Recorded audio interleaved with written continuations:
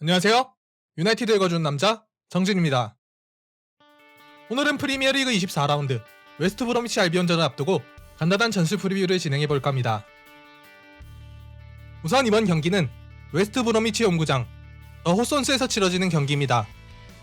이번 경기의 주심은 크레이그 포슨, VAR 심은 조나단 모스입니다. 크레이그 포슨은 리그 내에서 이미 레임즈 자리에 오른 창창한 인이죠. 최근에는 다비드 루이스의 퇴장건으로 다시 한번 도마 위에 올랐던 적이 있습니다.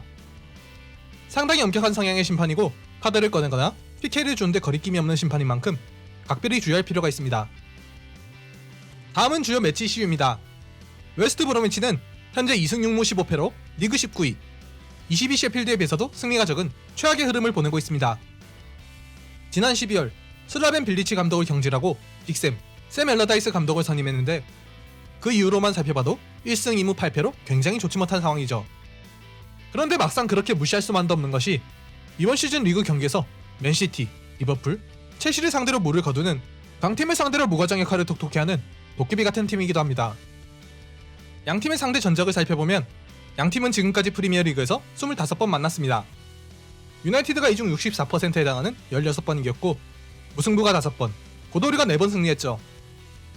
영감님의 마지막 경기 상대도 12-13 시즌의 리그 마지막 라운드 웨스트 브로미치전이었고 이 경기는 5대5 무승부로 끝났었습니다.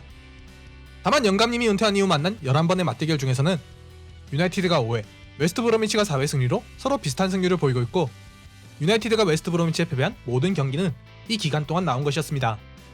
좀 더 구체적으로 살펴보면 유나이티드는 고도리와 만난 첫 17경기에서 모두 득점하였고 총 43골을 넣으면서 경기당 2.5골씩을 기록하는 상당히 좋은 득점 기록을 가지고 있었으나 최근 8번의 맞대결에선 4경기에서 무득점, 총 7골을 넣으며 경기당 0.875골이라는 저조한 득점률을 기록하고 있습니다. 웨스트 브로미치는 이번 시즌 리그 내에서 54실점으로 가장 많은 실점을 한 팀이며 반면에 유나이티드는 49득점으로 가장 많은 득점을 한 팀이라는 점도 눈여겨볼 만합니다.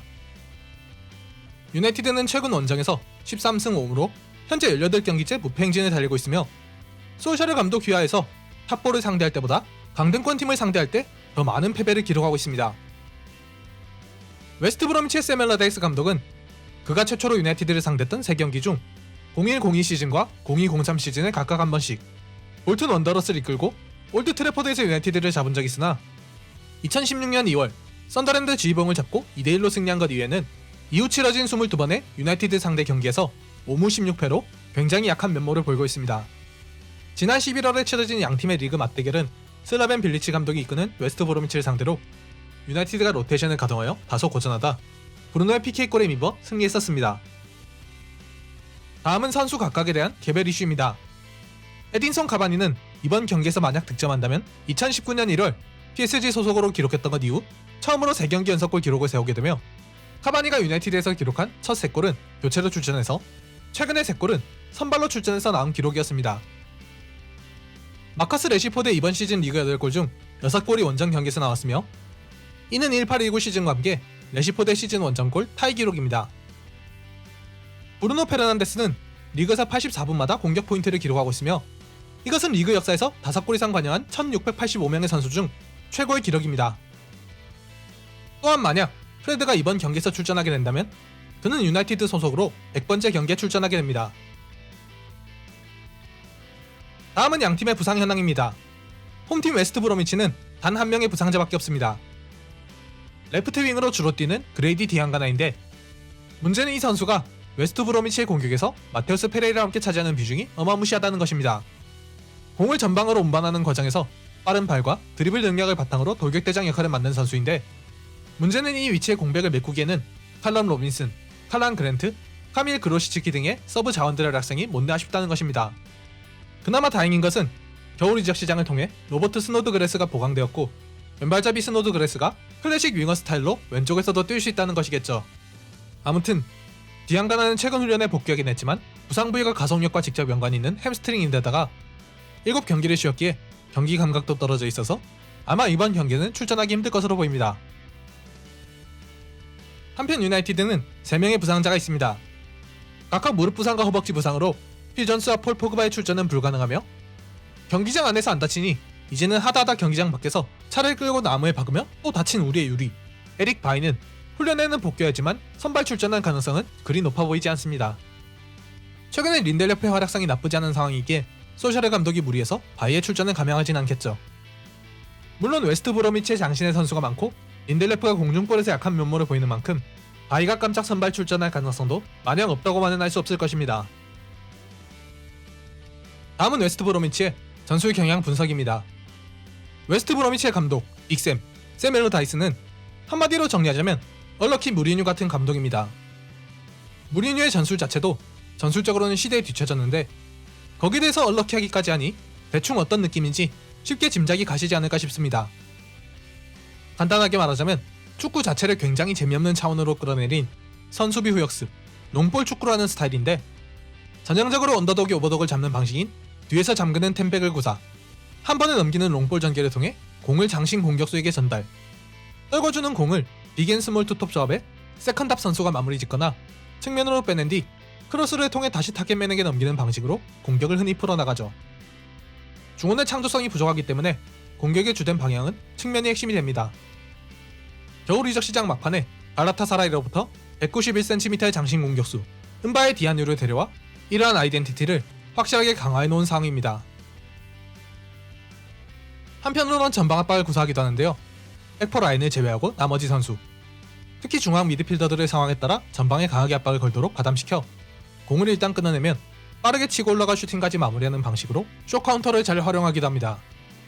특히 팀 공격의 중심축 역할을 하는 마테우스 페레이라가 굉장히 빠른 발과 낮은 신체 밸런스를 활용한 드리블을 통해 일단 공을 뺏어내면 위협적인 역습 찬스를 양산해낼 능력이 되기에 유나이티드는 특히 상대 전방 압박에 대해서 수비수로부터 미드필더에 이어지는 구간에서 공이 끊어지지 않도록 주의를 기울일 필요가 있습니다. 한편 고도리의 공략법 역시 상당히 뚜렷하게 나타나 있는데요. 4-4-2를 중심축으로 하는 잉글리시 감독들이 의뢰 그러하듯 4-4-2 수비 대응을 활용하는 빅샘의 축구에서 취약한 영역은 수비 대응의 좌우폭에서 발생하는 공백 문제입니다. 특히 좌우 측면 공간을 넓게 커버하지 못하기 때문에 횡 전환에서 대개 취약점을 드러내는데요. 이러한 횡 전환을 유연하게 구사할 수 있는 유나이티드의 두 축인 브루노와 포그바 중 포그바가 이탈한 것이 아쉽긴 하지만 브루노가 건재하고 한편으로는 쇼와 암비사카의 최근 공격폼이 상당히 좋다는 점에서 유나이티드는 이 선수들에게서 해법을 찾을 필요가 있습니다. 또한 이번 경기에서는 레시포드와 그린우드를 스위칭시켜 측면을 가급적 넓게 활용할 필요도 있겠죠. 만약 이러한 횡전환을 통해 중앙지역, 특히 14번 공간에 공백이 발생한다면 이 지역에서 맥터민이나 프레드의 중거리 추적 시 기대해볼 수 있겠죠. 다음은 양팀의 예상 선발 라인업입니다. 유나이티드의 예상 포메이션은 4-2-3-1. 핸더슨에게 다시 한번 기회가 주어질 것으로 보이고 쇼, 메가이어, 린델레프, 완비사카의 주전 백포라인이 변함없이 가동될 것으로 보입니다. 중원은 프레드와 맥토미니 라인이 가동되는 편이 좋을 것이고 이선에는 레시포드, 브루노, 그린우드가 출전하지 않을까 합니다. 최전방에는 카바니가 출전할 테고요. 유나이티드의 이번 경기 핵심 선수는 바로 루크쇼입니다. 전체적으로 오른쪽에서 많은 활동 반경을 가져가는 마테우스 페레이라를 저지하는 상황에서 프레드와 함께 분전해줘야 하는 선수도 쇼이고 상대 전방 압박에 대하여 측면에서 풀어나올 수 있는 옵션을 제공할 수 있는 선수도 바로 쇼입니다. 공격 상황에서는 최근 횡 전환의 정확도에서 특히 그 능력을 끌어올리기까지 했으니 이번 경기에서는 쇼에게 공수 전반에서 많은 기대를 걸 수밖에 없습니다. 웨스트 브로미치의 예상 포메이션은 4-4-1-1입니다. 추억의 유스, 샘 존스턴이 골문을 지키고 코너 타운젠드, 카일 바틀리, 세미 아야이, 니 펠티어가 백포를 구성하지 않을까 합니다. 중원을 구성하는 조합은 겨울 이적 시장을 통해 집중적으로 보강을 했던 만큼 지난 토트넘전 교체 출전하며 좋은 모습을 보였던 호카이 요쿠실루가 본격적으로 선발 데뷔전을 가질 것으로 보입니다. 그 파트너는 마찬가지 임대생인 에인슬리 메이틀랜드 나이스가 되겠죠. 그리고 좌측면엔 겨울에 영입된 로버트 스노드그래스, 우측에는 맷 필립스가 나오게 될 것 같습니다. 마지막으로 최전방엔 은바의 디아뉴, 그 밑을 마테우스 페레이라가 보좌하는 형태로 스쿼드를 마무리 짓겠죠. 측면 공격의 한 축이 되어주던 디안가나가 이탈하고 스노드그래스의 킹력은 몰라도 발이 그렇게 빠른 선수가 아닌 만큼 공격은 전체적으로 우측의 맷 필립스와 마테우스 페레이라의 방향으로 진행될 여지가 큽니다. 그래서 그 공격에서 핵심 역할을 수행할 마테우스 페레이라를 이번 경기 웨스트 브로미치의 키맨으로 손꼽겠습니다. 경기는 큰 이변이 없다면 경기를 유나이티드가 지배하는 가운데 고도리의 밀집 수비를 뚫는데 어려움을 겪으며 후반전 한 골차 싸움으로 흘러갈 가능성이 매우 크다고 보입니다. 다만 디아뉴, 요크실루 등 전체적으로 장신 선수들을 많이 보강하여 포진시킬 것으로 예상되는 고도리이고 심판인 버슨이 휘슬을 자주 보는 심판인 만큼 의외로 세트피스에서 경기가 웨스트 브로미치 쪽으로 넘어갈 가능성이 충분히 있습니다. 그러니 특별히 주의하여 경기에 임하길 바라며 유나이티드가 경기에서 이겨서 다시 한번 우승을 향한 희망에 불을 댕길 수 있었으면 좋겠습니다. 오늘의 영상은 여기까지입니다. 영상이 유익하셨다면 좋아요와 구독, 알림 설정까지 부탁드립니다. 다음번엔 더 알차고 재미있는 유나이티드 이야기로 찾아오겠습니다. 시청해주셔서 감사드리며 다음 영상에서 뵙겠습니다. 지금까지 유나이티드 읽어주는 남자 정진이었습니다.